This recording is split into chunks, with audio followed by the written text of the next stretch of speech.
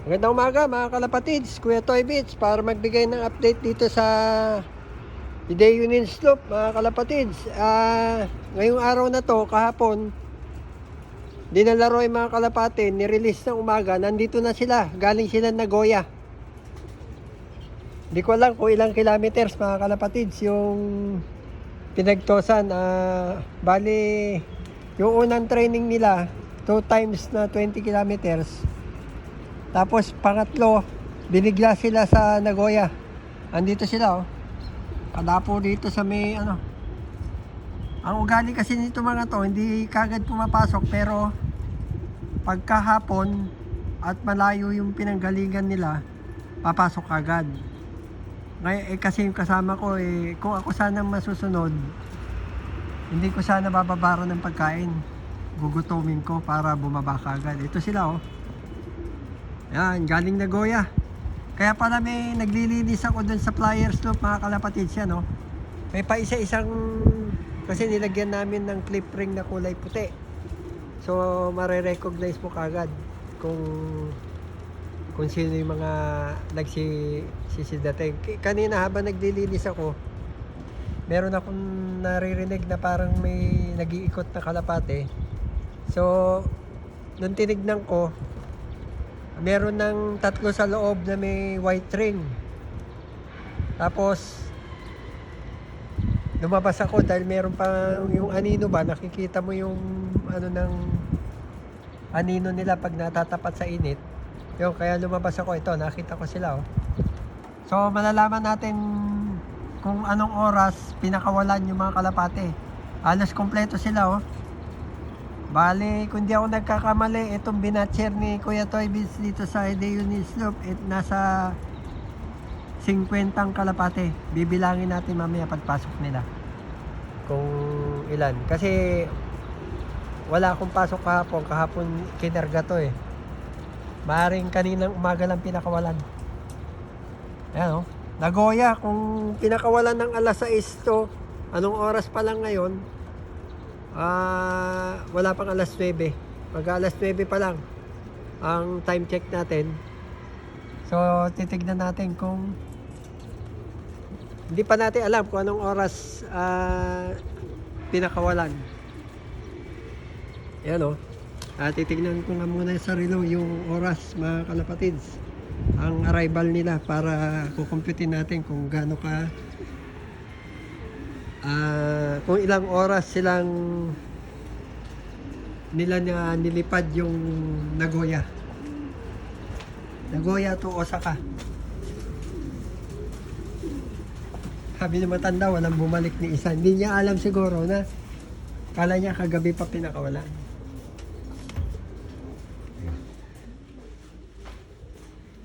Time check tayo mga kalapatids. Pumasok muna ako. Ayan o. Ito po ang relo natin para pakita ko sa inyo. Yan. 9:20. Sabi mo na 9:25. Pero kanina pa naglilinis ako nasa 9 o'clock. Meron ng sa loob hindi ko na napansin yung nasa labas. So itong oras na to, arrival nila ka muna, malalaman natin kung anong oras pinakawalan yung Nagoya to Osaka.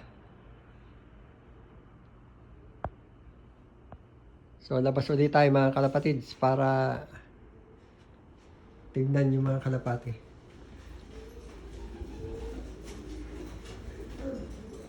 Ito, di pa ako nakapaglinis dito. Inuna ko yung sa labas kasi nga sabi ng matanda, nagtataka ako ang training box isa. Ang training box namin 6. So, nag-toss yung kasama ko. Tapos sinulat niya ron sa kalendaryo. Kasi nga hindi raw siya papasok ng hanggang katapusan. Ito, training. So, 21. Usually, ang umaalis yun, hapon na eh. So, hindi niya siguro pinakawalang kagad. 22 ngayon. So baka kaninang umaga niya pinakawalan pero hindi natin alam kung anong oras. Yan. So dito tayo sa may breeding. Ito po mga naka-breed ngayon. Mga selection po ng mga Taiwanese to. Hindi ko na po, basta yung sa akin lang, kasi gagawa ako ng flyer na sarili ko. Lahat po ito nasa baba. Hanggang doon sa dulo, sarili kong pili ito na pinag-pair para gawing kong flyer at saka ito pong brown na to. Yan. Yan brown din yung pares niya. Yan, sarili ko yan. Na pairing at saka itong dalawa na to. Puro brown. Yan. Yan, sarili kong pairing yan. Ito, nangitlog na. Ito. At saka ito. Yan. Ayan po, mga sarili kong pairing to. Para yung mga anak nito,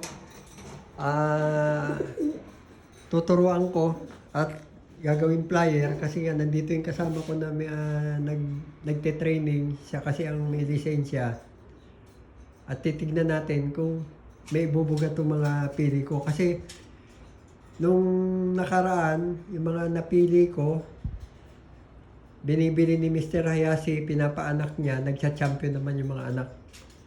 Kaya dati ang posisyon ko po rito sa Hideo Sloopman, ngayon ginawa nila akong handler, ang tawag na ngayon nila sa akin. Kasi nga dahil nga ron sa mga binibreed ko na napapanalo ni Mr. Hayashi yung mga nagiging anak. Ngayon, dami yan. Marami pa ron sa loob. Ito, request ng ano to, mga Taiwanese.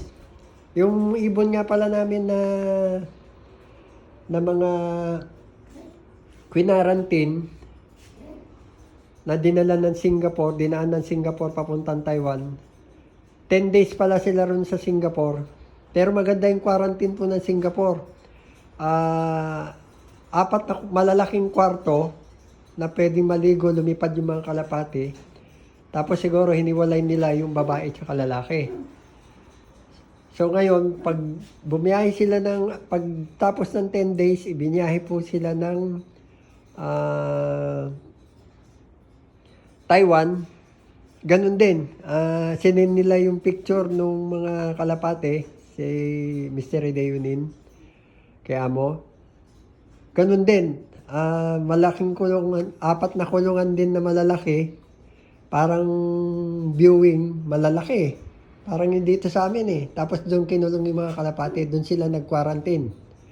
Ng 10 days ulit bago, ibigay na rin sa mga nakabili. Yung mga nakibid doon sa mga 165 birds ni Mr. Hideo-nin. So, tignan natin yung mga flyer.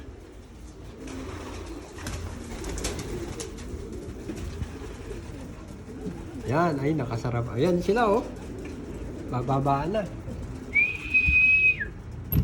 Sensya na, excited ako itong pagkuha natin. Nakatayo po ang ating cellphone. Kasi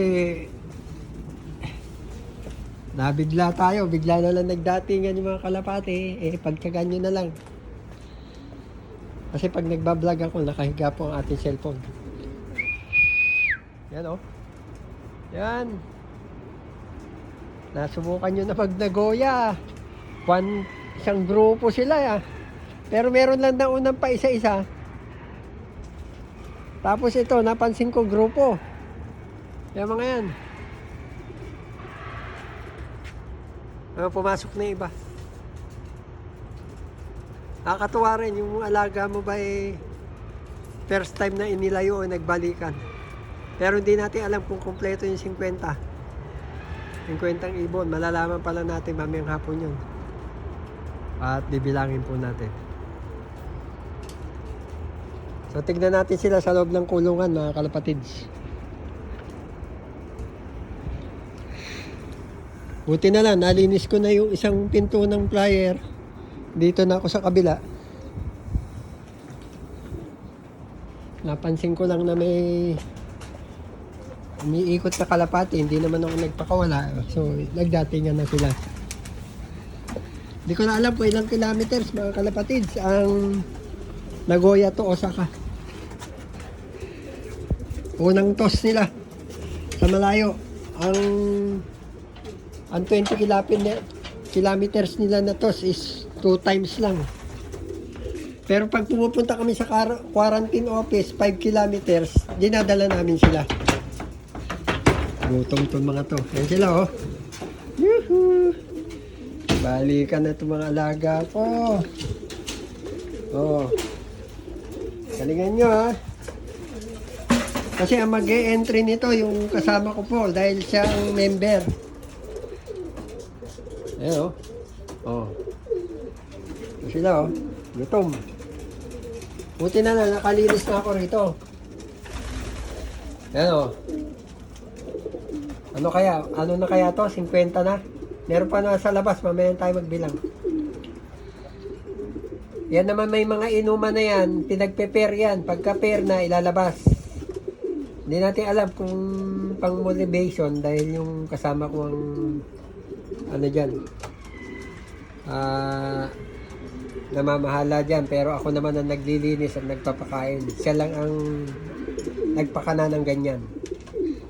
Ang luwag naman dito sa kabila, hindi pa rito nilagay lahat para isa lang ang lilinisan natin. Grabe, oh. Nagoya. Nandito na sila. So hanggang dito na lang muna mga kalapatids. At ang update ko po sa inyo itong araw na to kay Mr. Hideo Ninslop. Please like, share, and subscribe na lang po, and hit nyo na rin yung notification bell para ma-update po kayo sa mga videos. Pero pasensya na po, madalang tayo mag-video ngayon ay mag-upload kasi nga po very busy kami. Kagaya ngayon, mag-isa na naman ako rito, pinapapasok ako ni amo ng dire-diretso. Dapat every other day. Ngayon magpapaalam muna tayo sa kabilang loop na pinapasukan ko para naman hindi magalit yung amo natin doon. Total, dalawa naman kami ron. Take over na lang muna yung kasama ko. Ayan. Nakita rin siguro, ayan, oh, napanood siguro ni Satyo na naka-CCTV yung pasukan nila eh. Ayan, oh. Tapos CCTV rin yung kainan. Ayan. So hanggang dito na lang po. Ulitin po ni Kuya Toy Biz. Maraming salamat po sa mga walang sawang tumatangkilik sa YouTube channel po ni Kuya Toy Biz. Please like, share, and subscribe na lang po. Arigato. Salamat po. Bye.